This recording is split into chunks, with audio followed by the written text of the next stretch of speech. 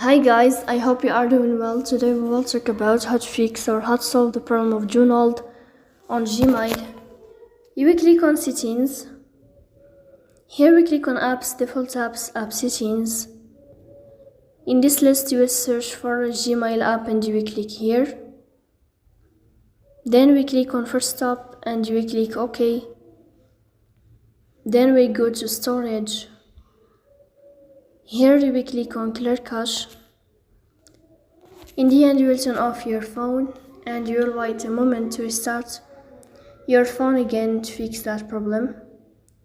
If it's not working with you, then you will go to Play Store, you will search for Gmail and you will update your app to fix that problem, as you see. So that's all. Don't forget to support us by like and subscribe.